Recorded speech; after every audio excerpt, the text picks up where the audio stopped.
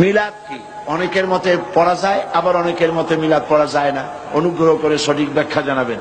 মিলাদটা রাসূলের যুগে ছিল না। মিলাদ মানে জন্ম, মৌলুদ থেকে মিলাদ।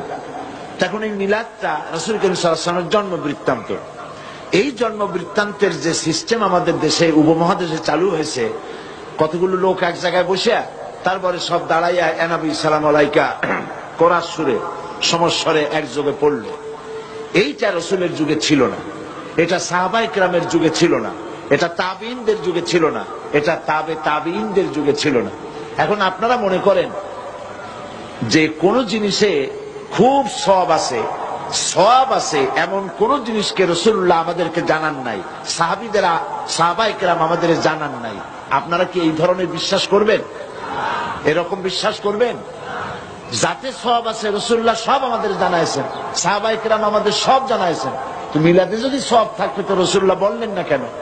সাহাবীদের চাইতে আমরা কি বেশি রাসূলুল্লাহকে ভালোবাসতে পারবো? জবাব দেন, পারবো? তো যদি এইটা রাসূলুল্লাহর ভালোবাসার কারণে হয়, তাহলে সাহাবীরা কেন মিলাদ পড়েন নাই? তারা কেন ইয়া নবী সালাম আলাইকা, ইয়া রাসূল সালাম আলাইকা একযোগে দাঁড়ায় পড়ে নাই? এই কথাগুলি বোঝেন আপনারা?